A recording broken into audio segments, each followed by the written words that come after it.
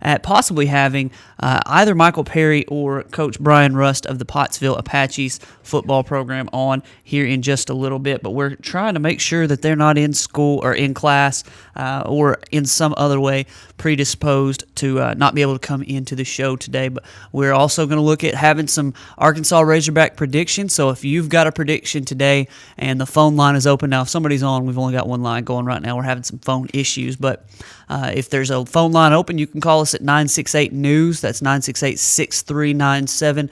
But if you just want to get involved in the show and you don't have to be on the air calling, you can come to facebook.com/sportsblitz or facebook.com/RVLnews, or you can find me on Facebook or Twitter if you are able to. Mark Freeman in the Cogswell Motors studio. Thank you to Emily Young, who is running the show today, for Maddie, who is a slacker. And now Maddie is out for the week, and we appreciate her taking over the reins as producer of the Sports Blitz. She's going to do a good job. We want to get you involved today. We hope you've seen some of our local sports coverage at rivervalleyleader.com. This week, I feel like we've done, and not to pat myself on the back because it's been other people like Ryan Smith, our intern, who has done a really good job this week. We asked you on Facebook earlier this week, I guess it was Monday or Tuesday, for a story idea as far as a just any sort of feature story idea and for sports. And you guys answered with, why don't you guys interview Jack Wilson, the longtime Danville Little Johns, the voice of the Danville Little Johns, who called Danville football for 60-plus years, and stepped down. This year was the first year in 60 years that Jack Wilson has not called Danville Little Johns football. And you asked, we answered, finally got a hold of Mr. Wilson and DJ Crane, athletic director at Danville. Appreciate you guys taking the time.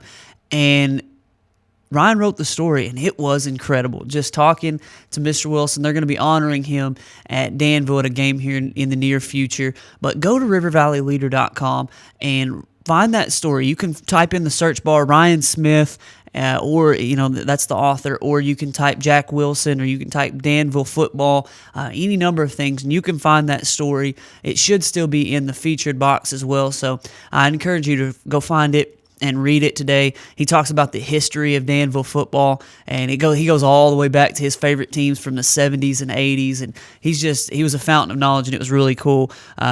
Ryan had a lot of good things to say about him, said he really wanted to meet him and go out there and be a part of that night where they honor Mr. Wilson. So it was a really cool story. We appreciate you guys being a part of the show and a part of rivervalleyleader.com. We wouldn't know anything we know about what's going on in the county, in the Tri-County area, really. We've got Johnson, Yale, and Pope counties, if it weren't for you guys. And tonight, we're going to ask you to continue that as we post our scoreboard throughout the high school football slate. I know it looks rainy. It's not raining at the moment right here at the River Valley Leaders studios, but it looks like it's going to be rainy, so you may have to hide your phone underneath your umbrella or underneath your rain gear, but we want you to post your score from the football game you're at, and I'll be at Russellville for a little bit, and Atkins Two Rivers is our featured game of the week, so Ryan Smith will have updates from that one. We've got Pottsville, Danville, Dover, Dardanelle, Clarksville tonight. That's going to be a big one. We post your score tonight to our scoreboard as things happen, and by the end of the night, our hope is that we can post a final score status, and we can know by the time we leave our game what all the final scores are, and that's going to be I think it's been a real benefit to everybody in the community because we all care about the other teams that are playing in the area. We want to know who won. Last week, an awesome week for the local teams, 9-1 on the week, so it was an incredible week. We hope to have another one just like it, but I'm looking forward to a good night tonight. We want you guys to be a part of that. You can go to facebook.com/RVLnews, and you can be a part of that tonight. Let's take a look real quickly at our Peters Family Living local sports look. Again, I mentioned that Atkins hosting Two Rivers tonight. That's going to be a big game tonight. It's our game of the week. Both teams 2-0, looking to go to 3-0 on the season. One team's going to go home sad tonight, but it's going to be a fun night regardless. It seems like the last couple times we've been to Atkins, it's been in a monsoon, so apologize for that. I guess it was last year. I went to Dover for Atkins Dover in the Rivals Cup, and it was raining sideways. I've got the camera here, and the rain is coming and hitting the lens. It was unbelievable how hard it was raining. I had to get about 20 or 30 pictures and get out of there before I ruined my camera. I didn't have anything. I had a little plastic bag over it, and it just was not working. So it seems like we've had bad luck with the weather at Atkins, but looking forward to a great game tonight as the Red Devils host the Two Rivers Gators. Again, I mentioned the Pottsville Apaches. Emily, would you grab this for me? Here, I'll throw it to you. Please don't drop my phone. Kill me. Tonight we've got the Russellville Cyclones who are hosting Alma. Alma coming off a tough loss. The Russellville Cyclones coming off of 2 wins to start the season. Alma lost 47-7 last week to Greenwood, and the Russellville Cyclones got 2 big wins over Morrilton and Siloam Springs, so they're looking to go to 3-0. Is that Roy Pitts? Would you have him call the studio here real quick, and we will get him on the line. Anyway, the Russellville Cyclones looking to go to 3-0. Alma looking to bounce back. It's always a tough game when those two play one another. The Pottsville Apaches, here we go. I just wrote down all these games, and then I didn't bring them with me. Pottsville, I believe, is playing at Clinton tonight. They're 2-0 on the season. I was trying to get Brian Rust to come on just a little while ago, but he has not replied yet, so if he's not able to come on to the show today. Either way, we know that the Apaches are probably the favorite to win tonight in that game and go to 3-0, but I wanted to get his thoughts on the early season. Heard from Michael Perry the other day. He had 200 yards rushing again and had another great game, and he actually had an interception that he returned for a touchdown in that game. So it was a good one for Michael Perry in Pottsville, but they play Clinton tonight. And as we look, you can hang that phone up if you will. As we look at the Week 3 high school football capsules, we see that our featured game of the week that we mentioned is the Atkins Red Devils hosting the Two Rivers Gators. And we've got Roy Pitts on the line right now. Roy, how are you doing today? I'm doing great, man. Thank you. No, well, we're glad to have you along. You've been calling Atkins football for how long now? 13 years on the radio, but I actually started back in high school. I did PA for the junior high games when I was in senior high. Well, I was telling everybody about how much you guys, it's clear that you guys love the Red Devils, and it makes sense that you guys have been doing it that long now. Man, I really enjoy you guys calling the games every week. I'm looking forward to tonight, the game of the week. Talk about the Red Devils so far this season, what you expect from the game tonight. Well, the Red Devils really surprised me, to be honest with you. We didn't have a lot of guys that were returning up front, and so the guys that we have on the offensive line are doing a great job for quarterback Alex Bradlin, the junior. He's having an outstanding year. He has 8 touchdown passes on the year with 2 rushing touchdowns and no interceptions and throwing for about 62%. So great job by the guys up front. Look for more out of Alex, and we've got a great running game with a combination of 3 guys led by the senior Malachi the Machine McDaniel, who is averaging roughly 10 yards a carry for the Red Devils. He also had a 90-yard touchdown return on a kickoff last week against Bigelow, so going to be an interesting matchup against the Two River Gators tonight. Well, I've seen a little bit from Two Rivers so far this year. They had a close game last week against Hector. Do you know anything about them? What's the scouting report on Two Rivers? Well, when we spoke with Coach Cody this morning during our coaches show, he let us know that in 7-on-7 competition that the Gators were really close and played the Red Devils a tight game in each game in 7-on-7, so you can look for the Gators to use the spread offense just like the Red Devils do. But he thinks the matchup in a running game is going to give the edge to the Red Devils. Now, the Gators have an outstanding quarterback in senior Tyler Green. He's got a couple of good running backs and receivers to go, got a couple of big guys up front. But again, Coach Cody assures us that the Red Devils match up really well with them and looking for a victory tonight at Sorrell Stadium at Limley Field. They did just name the stadium after Charlie Sorrells, didn't they? They certainly did. Kurt Sorrells and his father, Carl Sorrells, 2 great legends of coaching at Atkins. Oh, yeah, that was really cool. I saw that. Well, man, tonight's going to be a good night. Looking forward to seeing that game. what was I going to ask you? I just had a question in my. Well, oh yeah, you mentioned Coach Cody, and he's a couple years into his tenure there at Atkins. It looks like he's come along nicely. He had him bouncing back really quickly from a rough time a couple years ago. What are your impressions early on in the career of Coach Cody there at Atkins? Well, this is Coach Cody's third season, doing an outstanding job getting the RDP, the Red Devil Pride, as we like to say, back here at Atkins after we struggled with an 0-10 season. Unfortunately for Coach Sorrells, that was his last season.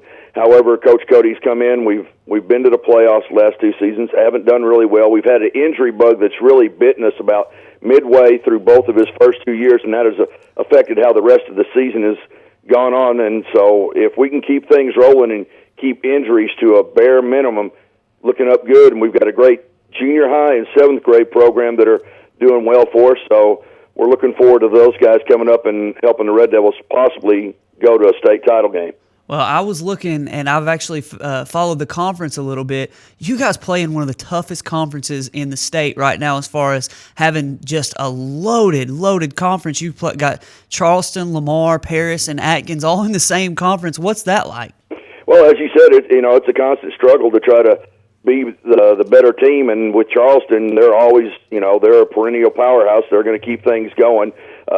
Paris has come along. Lamar, as you said, they unfortunately for us, they used to be the doormat, but now they've taken and turned the tide on us on that part. So we're going to have to try to get back to taking care of business with Lamar. But everybody in our conference, week in, week out, you never know who's going to win. Cedarville's an up-and-coming program. The Mansfield Tigers, they won the conference title a couple of years ago. They were the only team to beat Charleston in conference play.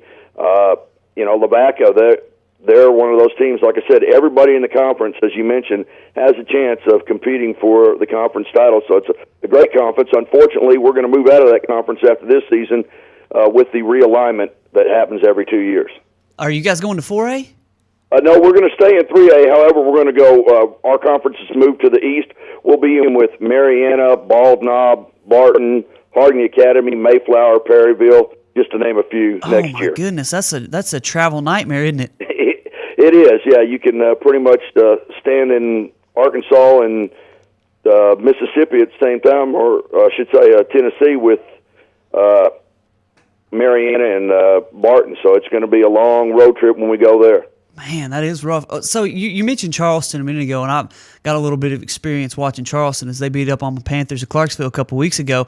Did you guys get them last year, or was it the year before that you guys beat Charleston? Last year at home, we defeated Charleston 32-29 at halftime. We led 25-7. We had 3 touchdown passes dropped in the second half, so technically we could have put roughly 50 points up on Charleston. They made a great comeback, but we were able to hold on for the victory. A guy that made a huge quarterback sack for us, we call him the Train, Cole Train Duval, the senior defensive end wide receiver. He's playing excellent for us this year. He picked up where he left off last year. He made a crucial sack on Ty Story, the returning quarterback for Charleston, that preserved the victory for the Red Devils last year. Well, before I get you out of here, I do want to ask about Ty Story, because you've seen him in person. You've called a game against Charleston and Ty Story. Is he the real deal? Is he an Arkansas Razorback quality recruit? Let me tell you something. We saw this guy when he was in the 9th grade when the junior high came down to play Atkins, and both Bro and I were just simply blown away by the way this guy can deliver a throw. Any throw that needs to be made at the D1 level, this guy can do it. I know he's had the knee injury, but he's had that taken care of. I haven't kept up with his stats for this season. I'm sure they're impressive.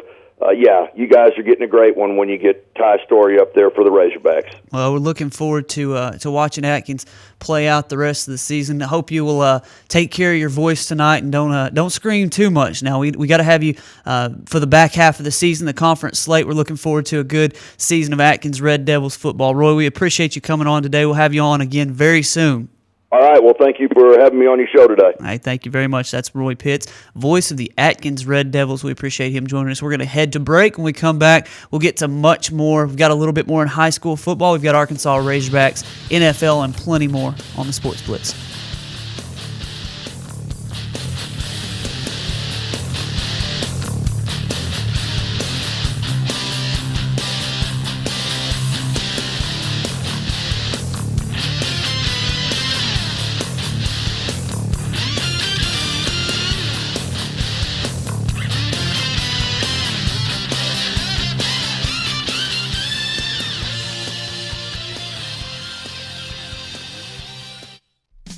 Over 69 years of treating you like family, Peters Family Living's main goal is customer service. That is their promise.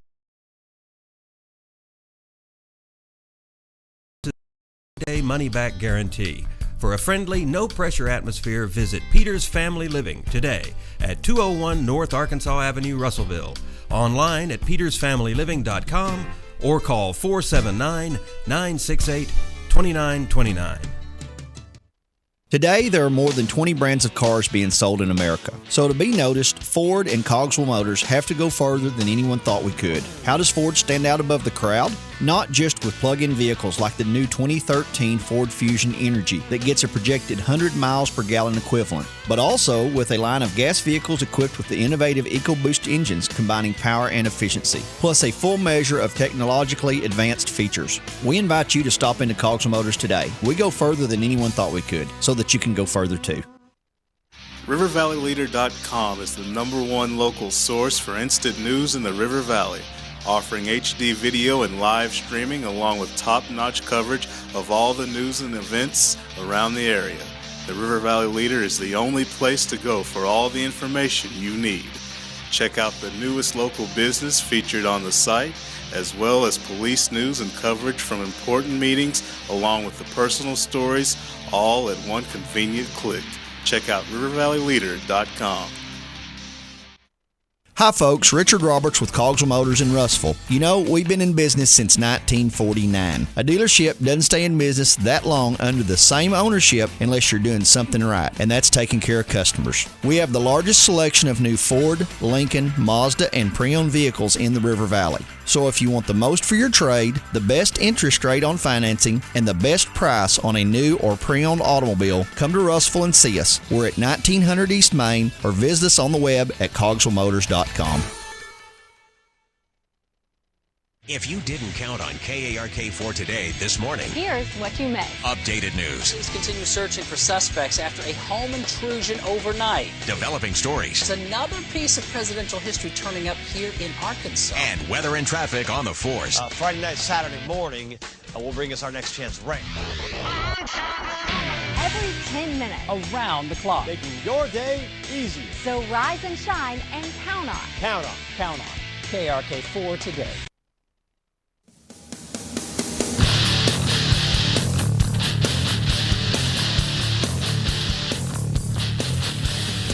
Welcome back into the Sports Blitz on a Friday. Thank you to Roy Pitts for taking time out of his busy day to talk with us about the Atkins Red Devils, who will be hosting the Two Rivers Gators tonight in our River Valley Leader featured game of the week.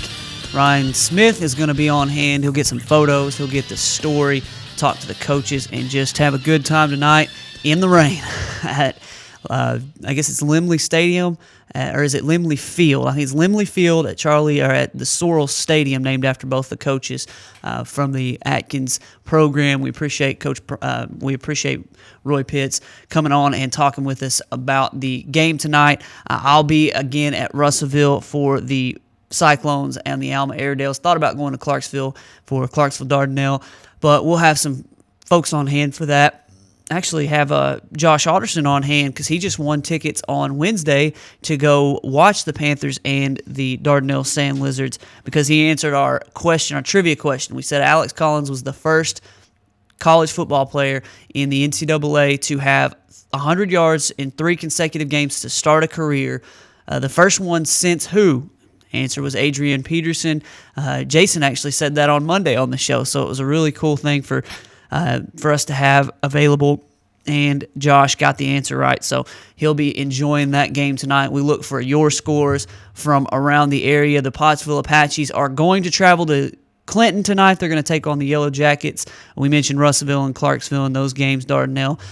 Dover, they scored 40 points last week and just had a tough time stopping, I guess it was Arkansas Baptist, and they were able to score 40 points, but they're still 0-2. They're traveling to Lincoln, Dover Pirates are hosting Lincoln tonight. Lincoln's 2-0, so the Pirates are hoping to put up the same amount of points, just hold Lincoln down a little bit tonight and get their first win. Hector, 2-1 on the season. They got a win over Hackett last week. They will travel to Marshall tonight to take on the Bobcats. The Lamar Warriors, we talked about them with Roy just a moment ago. 2-0 on the season. They used to be a doormat, and they are no longer. They got a win over Subiaco Academy, a 4A school, last week. The Warriors will be traveling to Western Yale County tonight to take on the Wolverines. The Wolverines traditionally have had a tough time in football competing. They've had a lot of trouble getting players out to play, and Lamar is on the upswing. So we look for the Warriors to get a win tonight, but we hope that the Wolverines can put up a good fight tonight in that one. And then finally, the Danville Little Johns, they beat Mineral Springs 21-6 last week. They'll be hosting the Bigelow Panthers tonight, and we're looking forward in the next, I don't know when I want to say it's in the next couple of weeks. It's within the next month, I believe, to the night the Danville Little Johns honor Jack Wilson. And I mentioned this in the first segment, but we hope you will go to rivervalleyleader.com, find that story about Mr. Jack Wilson, longtime voice of the Danville Little Johns. He did a tremendous job looking at the comments from people who have read the story and how much he's impacted their lives. Over 60 years of calling games. And he provided the lights. I think I don't know if he paid for them himself, but he had a big hand in getting the lights, getting new press boxes, new scoreboards, taking Danville football into the next level. Just a really cool thing that he's been a part of there at Danville, and we really enjoyed doing that interview and that story. So we are looking forward to going out and watching that game in the near future when they honor him. Arkansas Tech, we mentioned on Wednesday at the close of the show that they fell 28-17 last week in their home opener. I think it was Southwest Oklahoma. This week they're traveling to Bethany, Oklahoma, just right outside of Oklahoma City, to take on Southern Nazarene. That's a 6 p.m. kick on Saturday. So we hope that the Raymond Monica experience can go a little better this week. They can go to 2-1 on the young season because they have got a murderer's row coming up. They've got Harding and Henderson and Ouachita Baptist and some of these schools. Henderson putting up 70-plus points a game, just incredible so far on the season. So the Great American Conference is no pushover this year. Raymond Monica is going to have his hands full there with the Arkansas Tech Wonder Boys, but we hope they can get a win to go to 2-1 on the season. But looking forward today to talking about some non-basketball topics, or non-football topics. I just gave away what they actually were, though, and that's basketball. There's not just basketball. So those of you that watch during the summer and you hear us talking about the NBA during the playoffs, and you're just like, shut up with the NBA. We've given you a month or so break, and now it's time to look a little bit deeper into the NBA for the moment. I thought it was really funny yesterday that I read something on Yahoo from Steve Kerr. You remember Steve Kerr? He was on the back-to-back Chicago Bulls championship teams of the late 90s, 96, 7, and 8, with Michael Jordan. And he said yesterday, and he was quoted on a Yahoo story, saying that the Miami Heat are not going to win the third championship in a row. He said basically it's too hard. It's too hard to do, and there's too many distractions, and you can't get up for the games, and there's so much other stuff going on that, it's kind of hypocritical, in my opinion, for him to say that. From a guy who was on a team who did it. Well, I mean, I understand that you have the ability, and you've been there and done that, so you know how hard it is. But at the end of the day, he picked the Bulls to beat the Heat in the Eastern Conference Finals and take them out, so they wouldn't be able to win their third straight championship. And I just thought it was kind of funny and a little hypocritical that he would go there.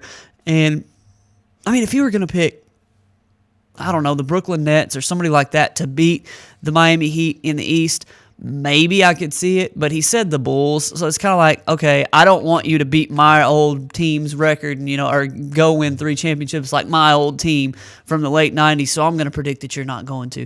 Not that that really has any bearing on whether or not they will, but I just thought it was funny because LeBron, he mentioned the Heat's injury problems. You've got Chris Bosh, Dwayne Wade. You can't outrun Father Time, so they say. They've been injured a little bit in the past few years, but there's still that one guy. Let me try to remember his name. It's been a few months. LeBron James, that's his name. He's still pretty good from what I hear, and probably the best player in the world.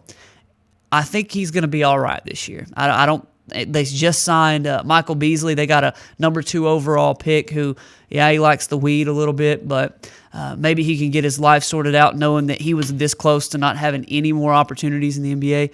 Maybe, just maybe, they can get him to turn it around. And, you re-sign Birdman for less money than he could have got elsewhere. I just think that the Heat are primed to do something this year. Ray Allen, it'll probably be his last season, but he looked pretty good last year to me in Game 6, hitting that big 3 to actually help the Heat win that game. I feel like the Heat are odds-on favorites, and they are going to be with a lot of people to win the NBA Finals.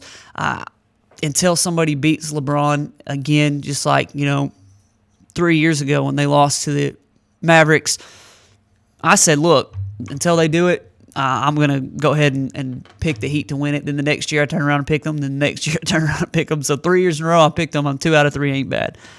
Like I say about Nick Saban all the time, though, until somebody beats him, I'm going to go ahead and keep picking him. So I'm going to go with the Miami Heat again. I just thought it was funny that Steve Kerr, a former Bull, would say what he did. Did you see the numbers on the I almost called it Manny Pacquiao, the Floyd Mayweather Canelo Alvarez fight? Not only did Floyd Mayweather pack in about $40 million, he got $40 million in his purse for this, which, crap, I'd carry around a purse if it had $40 million in it. No, he won $40 million just guaranteed for this fight. The fight brought in, let me see where I wrote this down here. The Floyd Mayweather Canelo Alvarez fight brought in $150 million in revenue, 2.2 million pay-per-view buys. The largest grossing fight in boxing history. I just thought it was interesting that they would bring in that much money for boxing anymore when there's really only one fight. All the undercard fights, those guys are, I don't want to say that those guys are nobodies because there are people I'm sure that care a lot about those fights. I wouldn't buy one of those fights because I wouldn't care anything about the undercard. But Canelo Alvarez, Floyd Mayweather, he shows again that he is a big, big draw. And he'll show you his bank account, $120 million in one bank account, and now he's got 40 more in that one bank account. You might want to spread those out, Floyd. You might want to go find some mutual funds and some. Who am I to tell you what to do with your money? You got bojillions of dollars, and he's betting millions of dollars on individual games from what I've seen. And he's actually, I saw one not too long ago where he bet more than $1 million on one game, and he won. So it was obviously, who am I to tell him what to do with his money? But anyway, it was just interesting to me that was the highest grossing boxing match of all time. 2.2 million pay-per-view buys and $150 million in revenue. I asked the question on Wednesday, and I want to look at this here in just a moment. Before we get to Arkansas Razorback talk, can Oregon beat an SEC team in the national championship game this year? It sort of remains to be seen which SEC team it will be. I have my predictions, and I'm sure you have yours, but I want to look at that here in just a minute. Can Oregon beat an SEC champion in the national championship game? My thoughts may have been changed a little bit by what I've seen from Chip Kelly in the NFL, but I'll tell you why here in just a moment.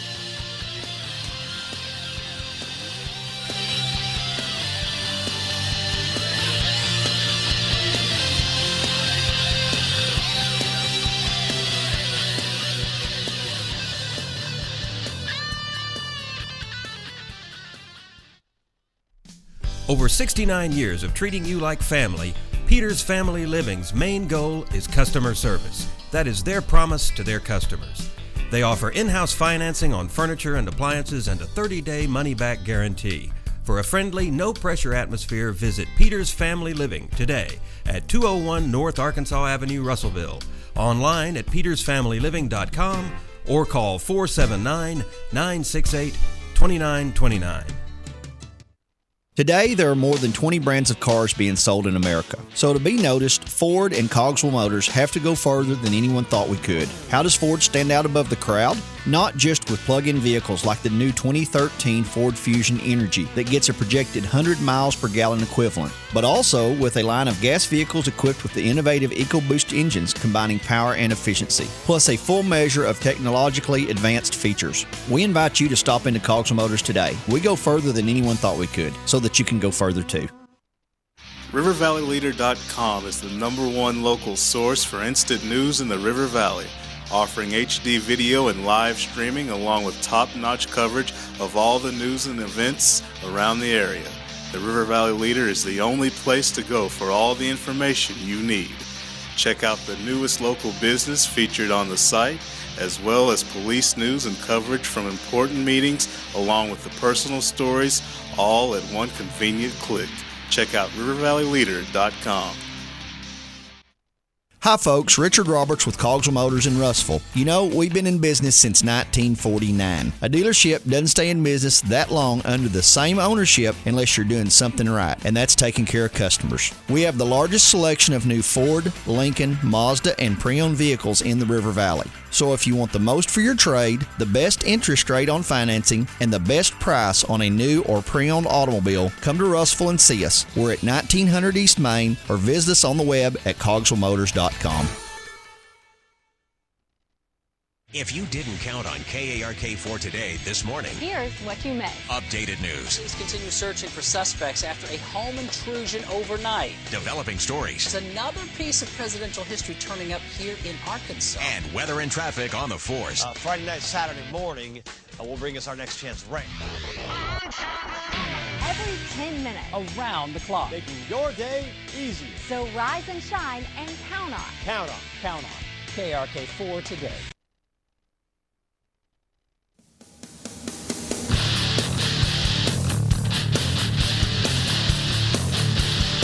We're back on the Sports Blitz on a Friday. Thank you for joining us once again. We've had a good time so far talking local sports, talking a little bit of non-football topics, the things that are going on in the sports world today. And we want to look real quickly. We're going to get to college football here in just a moment. There's some pretty decent games this weekend. Want to look real quickly at the NFL. Last night kicked off the NFL slate with Thursday night football. And in his return to the Philadelphia stadium there, Andy Reid, 14 years as the head coach of the Philadelphia Eagles, comes back with the Chiefs and puts a beating on the Eagles, 26-16. The Chiefs win. It wasn't anywhere near that close either from watching the game. 5 turnovers for the Eagles, and the Chiefs just had to keep kicking field goals. Let me see how many. 4 field goals for Ryan Suckup. He actually missed one too. And the funny thing is that the Kansas City Chiefs only scored 1 offensive touchdown in the game, so they were not able to cash in on all those turnovers. They did cash in on one of them, though, as Eric Berry returned a Michael Vick interception, 38 yards for a touchdown.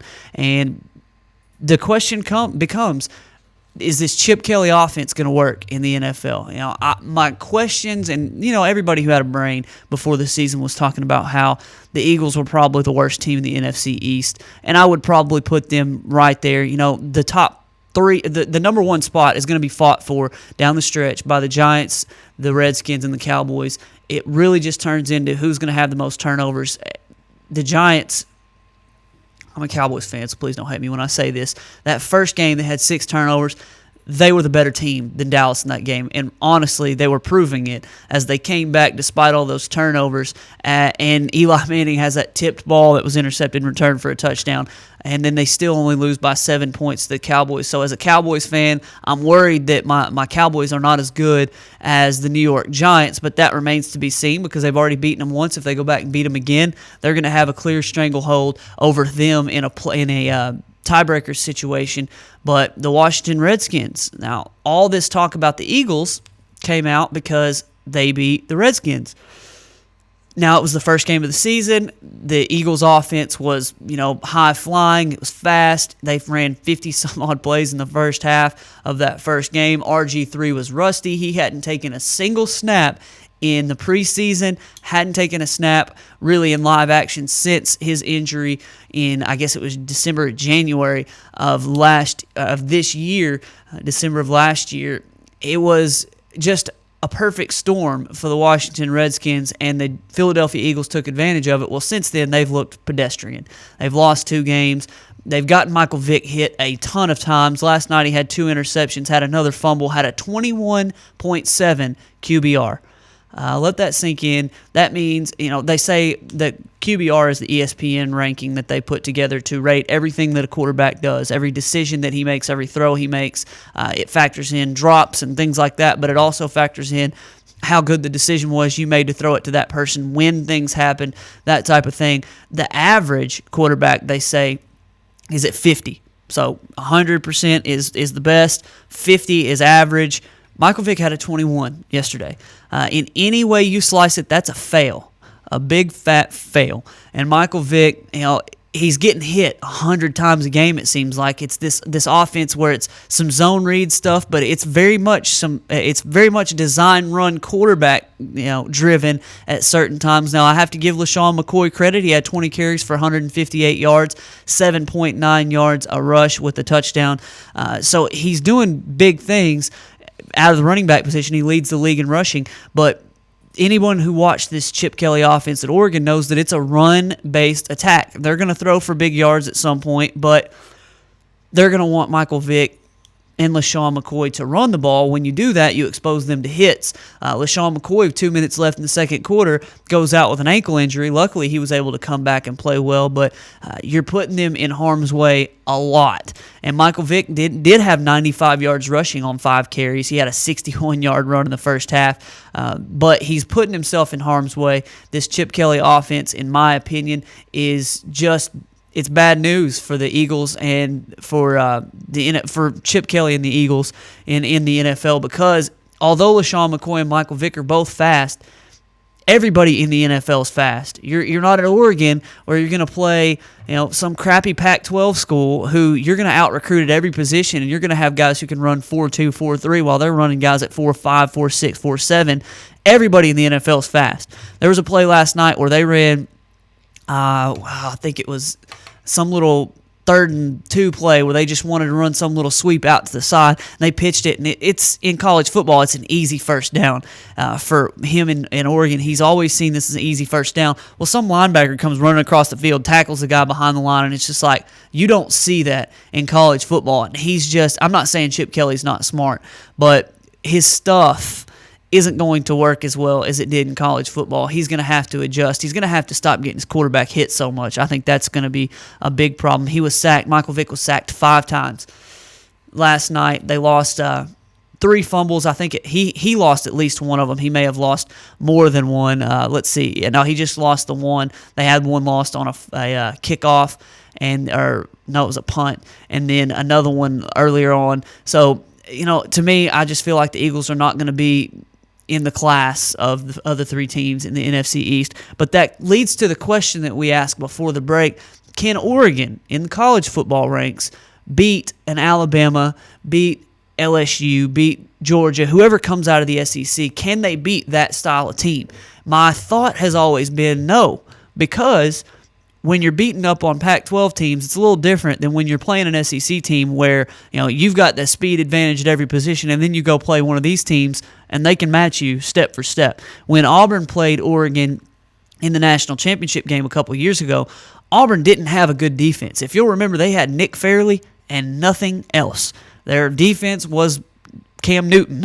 They wanted to outscore people, and Auburn was able to hang with Oregon enough on the defensive side of the football, and it was a low-scoring game for those that remember it, that Cam Newton was able to outscore them, and Auburn wins the national championship. Oregon didn't look anything like what they had in the rest of the season. They came back to earth, and the reason was because their speed advantage was negated, and these teams in the SEC, although Gene Chizik is one of the worst coaches I've ever seen in my life, they've got coaching staffs who can scheme around your style, and they're not going to be at a disadvantage for speed, and you're not going to outthink them. And Chip Kelly wasn't able to put anything out there that Auburn couldn't deal with. So looking ahead this year, I think this Oregon team may be the best one that they've ever had. Marcus Mariota, very accurate arm, very fast, a good fit for this offense as far as somebody who can run the ball, who can throw the ball accurately. They got DeAnthony Thomas. They've got some guys who can fly. That's just their MO. It's what they've done for years now, starting under Chip Kelly. We're really even going back to Mike Bellotti. They had guys who could just fly.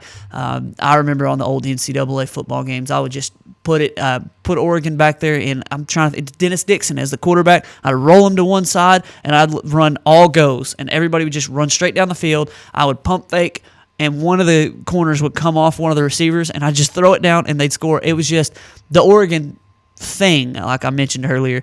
I've got to come up with a better word than thing. For the last decade has been speed, and ugly uniforms, and they've been doing a good job of it. And now you come into the SEC and you play against one of these teams who's got speed just like you do. It's going to be tough for Oregon to beat them. I expect, and I predicted preseason, that Bama would win the national championship, so it stands to reason that I predict them to beat LSU and to beat possibly Georgia or South Carolina or Florida or whoever it is in the East in the SEC championship game. So I would see an Alabama team playing Oregon. I watched Texas A&M expose Alabama's secondary, but by the end of the year, things should be ironed out as Nick Saban gets to kind of coach his guys up and put them in good positions. And you give him a month to prepare for anybody, they're going to have wrinkles that you've never seen before. They're going to have things going on the defensive side of the football to really combat everything that you can do offensively. Even if it's Georgia, though, that power running game, being able to keep the ball out of Oregon's hands, and then the speed on defense to be able to keep up. And, Clemson got Georgia in the first week of the year, but it was because they had just enough power, in my opinion, to just pound Georgia when they needed to, and then they had speed on the outside. They had the running game. They had Taj Boyd able to avoid pressure. Clemson, although I picked them to win the ACC, they're not on the same level as Oregon, in my opinion, but I do think that Georgia could beat Oregon also. And LSU, now it remains to be seen how Zach Mettenberger will perform the entire season, but up to this point, he's played very well. We'll see in November when they take on Alabama how he performs in that game. But I've got 3 SEC teams, in my opinion, who can hang with Oregon. And from what I've seen from Chip Kelly in the NFL and from what I've seen in the past with these Oregon teams, I'm leaning back in the other direction as far as, no, I don't think Oregon can beat one of those teams to win a national championship. I posed this question the other day, and there were 4 or 5 people who answered back, and they'd been impressed by what they've seen from Oregon so far on the year with good reason. They've done very well early on in the season. You have to take into account the fact that they haven't played anybody. You have to take into account the fact that they'll only play one team all year long. They play Stanford at Stanford. That's it. That's all they'll play the entire season. If they beat them, congratulations, you've played one good team and you've beat them. And when you look at the SEC, LSU plays a tough stretch. Georgia, we mentioned their schedule. They played Clemson, South Carolina, and LSU in the 3 out of the first 4 weeks of the year. That's just the way the SEC is. They schedule tough out of conference. They have a tough in conference. Alabama plays LSU in a couple weeks. They just played Texas A&M. They're going to have to play a conference championship game against somebody if they're able to make it there. It's just a murderer's row. So you've got the chance to lose. You've got chances to better yourself against great competition. The SEC is just, and that's why they're better than everybody else as far as from year in to year out, testing themselves and playing against great teams in conference. I've got a little bit more faith in them than I do in the Oregons of the world going into the bowl season. So we'll see if I'm right. I've been wrong before. I'm sure I'll be wrong again. But I don't think that Oregon could beat an SEC team this year. We'll obviously see come bowl time. And if you're looking for any predictions, I know how my fantasy football team's gone, so whatever I say, you should probably just do the opposite of. Somebody asked me the other day, should I take this trade in fantasy football? And I said, go look at my teams. My teams are terrible right now. I've got Dwayne Bowe. He had 1 catch for 4 yards last night. So I really don't have anything to say. If you want to go against my predictions, please feel free. You'll probably be right. We're going to look, speaking of predictions, at the Arkansas Razorbacks taking on the Rutgers Scarlet Knight. First true road test of the year for the Hogs tomorrow. We're going to look at that and break it down in greater detail right after this break.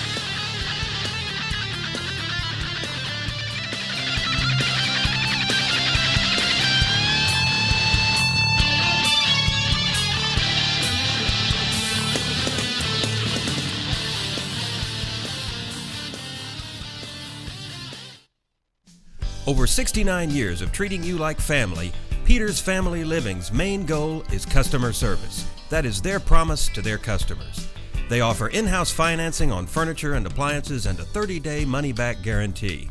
For a friendly, no-pressure atmosphere, visit Peter's Family Living today at 201 North Arkansas Avenue, Russellville. Online at petersfamilyliving.com or call 479-968-2929.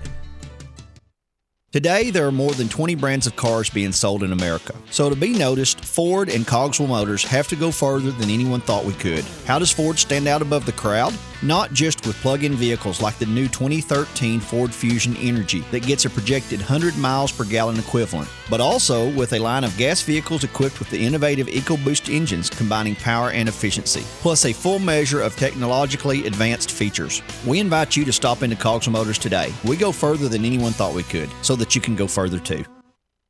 RiverValleyLeader.com is the #1 local source for instant news in the River Valley, offering HD video and live streaming along with top-notch coverage of all the news and events around the area. The River Valley Leader is the only place to go for all the information you need. Check out the newest local business featured on the site, as well as police news and coverage from important meetings, along with the personal stories, all at one convenient click. Check out RiverValleyLeader.com. Hi folks, Richard Roberts with Cogswell Motors in Russellville. You know, we've been in business since 1949. A dealership doesn't stay in business that long under the same ownership unless you're doing something right, and that's taking care of customers. We have the largest selection of new Ford, Lincoln, Mazda, and pre-owned vehicles in the River Valley. So if you want the most for your trade, the best interest rate on financing, and the best price on a new or pre-owned automobile, come to Russellville and see us. We're at 1900 East Main, or visit us on the web at cogswellmotors.com. If you didn't count on KARK4 today this morning, Here's what you missed. updated news, Police continue searching for suspects after a home intrusion overnight. developing stories, There's another piece of presidential history turning up here in Arkansas. and weather and traffic on the force. Friday night, Saturday morning will bring us our next chance rain. Every 10 minutes. Around the clock. Making your day easier. So rise and shine and count on. Count on. KRK4 today.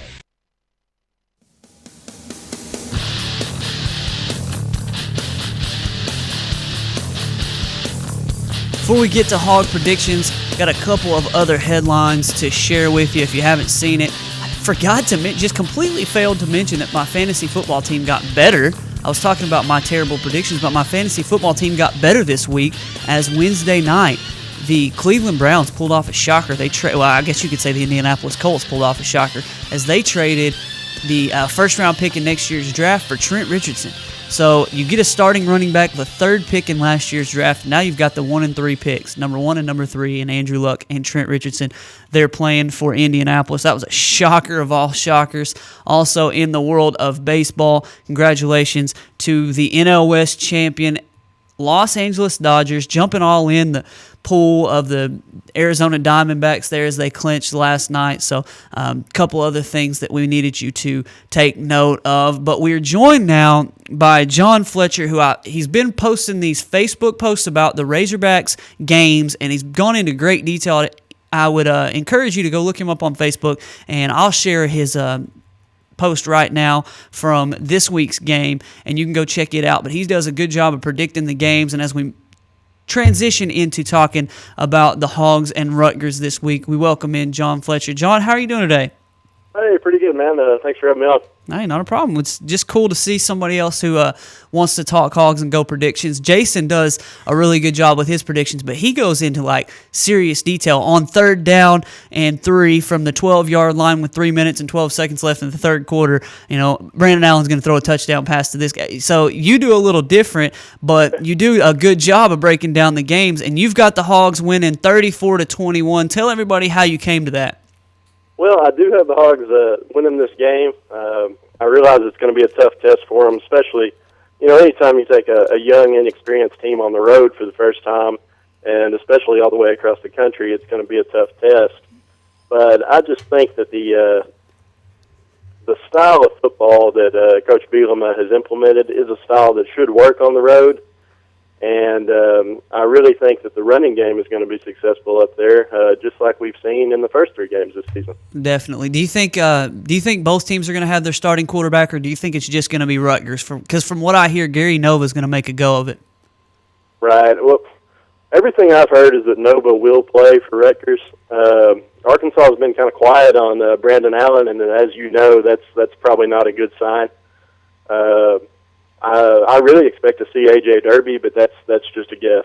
Well, you mentioned how this style wins on the road, and one of the problems that Bobby Petrino ran into is the fact that they just could not win on the road. And his style, like you said, is just not conducive to taking it on the road. When you've got to fling it all over the place, you've got to be very pinpoint, precise, and accurate. And when your goal is to just beat somebody up, run it down their throats, and keep the ball away from their offense, that travels pretty well normally. So my question is, what do you expect from Arkansas's running game when you're going up against a top 5 rushing defense in the country? They do have a very solid rushing defense. A lot of that can be said for some of the teams they've played. Yep. Stats are skewed at this point in the season a lot of times. I know they played a Fresno State team in week 1 that threw the ball almost 60 times, I believe, in that game. So that can be a little misleading, but I think I don't think you're going to see any big changes. I think you're going to see the same kind of running game. I think you're going to see us pulling Swanson and pulling a guard and running behind Caro Small, and I think you're going to see 4 or 5 yards of carry and basically what you've seen probably like you saw the first week of the season against Lafayette. Do you think that both the backs, Jonathan Williams and Alex Collins, will get over 100 yards again? I honestly do, and I would say that they need to for Arkansas to be successful. Yeah, and, we're fully committed to this run game. There's no doubt about that. We've seen that the first 3 weeks. I will say that we're going to have to make some plays in the passing game, and if A.J. Derby is the quarterback, I expect a big game out of Hunter Henry, just kind of a safety blanket for him, and somebody, a big target that can get open for a short to medium range easy passes. I'm glad you mentioned Hunter Henry because he sort of disappeared the last couple weeks as Arkansas has, like you said, stayed very committed to the running game, but Brandon Allen going out in the first quarter last week and Arkansas basically having to run the football because they were not comfortable in A.J. Derby passing the ball. Really, honestly, watching the game, Arkansas wasn't comfortable with him taking a snap. The fact that he was having trouble being back there in the shotgun and he's at a different size, slot than Brandon Allen. To me, Hunter Henry and getting Austin Tate back could be a big deal. Right. I understand the cause for concern for a lot of fans. I would say that it didn't appear the coaching staff had a abundance of confidence in Derby. Yeah. It would have been nice to see him make a few throws and, just see what he could do. But I really think that goes back to, Coach Bielema preaches this 1-0 each week, and he's going to do whatever it takes to win the game he is in. So, if he feels like we need to run the clock and get out of a game, that's what he's going to do. He's all about getting the victory. Yeah, looking back to last year's game, Rutgers did beat Arkansas here in Fayetteville. That game, to me, should be thrown out as an anomaly because it was after, the poop had already hit the fan for Arkansas. It was just awful. You'd already lost to Alabama. You'd already lost to Louisiana Monroe. It was just a team of, I don't want to call them quitters because they were poorly coached, and it was already over. Everything was already over. Everything that the Razorbacks had fought all off season for and really had thought was coming in last year's season was already shot. So I feel like that game should be tossed. These teams, to me, are very evenly matched in the fact that neither one of them are just incredible. You've already seen Fresno State get a 52-51 win over Rutgers, so you know that Rutgers' defense isn't great, and the fact that Arkansas is going to run it down their throats with very, very talented guys like Alex Collins and Jonathan Williams gives me the confidence that they're going to be able to put some points on these guys. The question then comes, John, will Arkansas be able to stop them? You've given 21 points to Rutgers. That sounds like a logical number for me. Then it all comes down back to the offense. So do you think Arkansas has enough on defense to stop a guy like Gary Nova, who last year had a career day against the secondary? Right. I guess, it does depend on the health of Nova. We'll say that he's going to play. Currently, Paul James, their tailback, is actually leading the nation in rushing as well. So they will lean heavily on him to run the ball. They play a lot like Arkansas does. They look to make plays off of play action. Will our secondary hold up? I don't know, but there's more than one way to defend the pass, and I know that we have some outstanding defensive ends, and we do some good things in blitz packages to get pressure on the quarterback.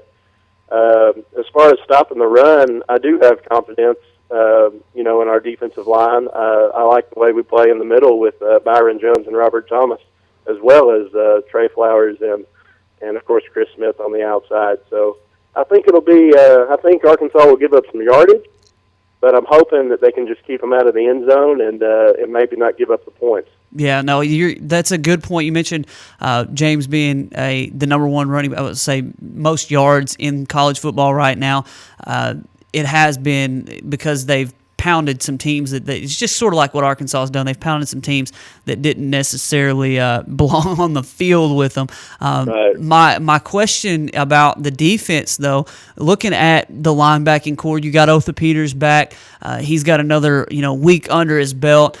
These linebackers are going to have to play big tomorrow, John. They're going to have to be able to make tackles in the hole on him. They're going to have to be able to cover some guys in space. It's going to be the first, I don't want to say the first big test because Louisiana Lafayette was pretty good. It's going to be a taller test, I believe, than even that Lafayette game for them. And I guess that's probably why you've got this being a little closer game. Well, I agree. It's definitely going to be the toughest test of the season, but if you're looking for positives, it's probably the most complete defense that we've had on the field, health-wise. We've had 3 or 4 key guys out every game, and I think this week we're pretty set. I think that you don't hold anything back game plan-wise, offensively or defensively at this point, and you start playing some real football instead of what's basically been preseason ball up to this point. Yeah, so you've got the score being 34-21 Hogs over Scarlet Knights, right?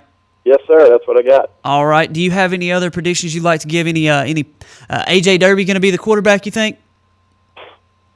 I think so. I just think that the way they've handled it this week, talking about Brandon Allen, there hadn't been a lot of cause for optimism with that. If Brandon can go, obviously we'd love to have him, and that would help our chances of winning. Definitely. But the score prediction I made was, based on A.J. Derby being the quarterback in the game. Gotcha. Well, how many passing yards do you think you'll have roughly? I'm trying to write all these down because I like to come back on Monday and say, look how smart Fletcher is. Well, yeah. That can often bite you the other way. But thinking of passing yardage, I think he's going to have to throw. He doesn't have to throw for 200 yards, but I think he needs to throw for over 100, maybe around 150 yards. I'm thinking he's going to hit a couple big plays to Hunter Henry on a seam route maybe, or we might even see some screen passes, some kind of short passing game that we haven't seen this year, but something that might be tailored towards Derby's strengths. Gotcha. And then you said the rushing game of Alex Collins and Jonathan Williams will lead Arkansas. Do you have a rough yardage number for those two guys that you'd like to predict? I'll tell you what. I'll go. If we're just going to make a wild guess out there, I'll put Collins. I think Collins is going to clear 150 yards. Okay. And I think I'll take Williams just clearing 100 yards. I like it. All right, Fletcher, we'll talk to you again on Monday, especially when you're right on the money with all these. I hope so. As long as we get that the one stat that matters, the win, I'll be happy. Yeah, seriously. If they rush for 50 yards apiece and Arkansas gets the win, I'd be all right with it. John, we appreciate your time. Thank you for coming on with this. There's some good stuff predicting the Hogs so far. You've been pretty close, and we look for a win on Saturday. Hey, well, thanks for having me on. I appreciate it. Not a problem. That's John Fletcher, good friend of the show. He's done some good prediction work there on Facebook. Hey, it's time for my prediction. Hey, give us your prediction. Go to Facebook.com/RVL News, Facebook.com/Sports Blitz, where we've got a Prediction Friday banner going there, a status, and let us know what you think for the score. John said 34-21. I feel like that Rutgers is probably going to score a little bit more than that, and I would be very surprised if Arkansas scored even that many points, being is how, and I know they'll open this playbook a little bit more this week, but the offense has been kind of behind so far on the year, 34 points being, I guess, the high score for the Hogs so far. I will go with 28-27 Arkansas over Rutgers on the road. You got to give the home team a little bit of an advantage there points-wise going in. So I say it's going to be a close game. I'm right with him on the yardage for the passing game. I feel like A.J. Derby's going to have to pass for at least 150 yards. I will even go as high as saying he'll pass for about 175 yards on the game. That, to me, means, though, that you're going to have to put up 400-plus yards of total offense because Alex Collins, Jonathan Williams, I feel like there's almost no chance they don't get 100 yards and Arkansas wins. If they don't get 100 yards apiece, I feel like the Razorbacks lose because the offense has just not gone the way they wanted it to. Jonathan Williams, about 100 yards. Alex Collins, somewhere in the 120 at least range. I do feel like Jonathan Williams will eventually take more carries than Alex Collins so that he can take a little bit more of the punishment. And Alex Collins, he's going to pop him one off this week. I'm feeling it. Austin Tate, hope he can play well in his first game back this season for the Hogs. Hope his leadership on the field will rub off on guys like Hunter Henry. But I'm calling for a 28-27 win. A.J. Derby's going to get the start. If Brandon Allen's not able to play this week, it remains to be seen if he's healthy enough to play next week. But if he's even dealing with that shoulder anymore, I'd sit him out next week too. Just saying. But we'll be back on Monday to talk more sports with you. Hopefully we'll have some other callers on so you don't have to hear me just drone on and on for the entire hour. But thank you to Emily Young for producing. Thank you to it was Roy Pitts, not Bro Price, that came on and talked with us about Atkins football, and also John Fletcher with his Razorback predictions. We got to get out of here for a Friday. We'll be back at 11 o'clock on Monday.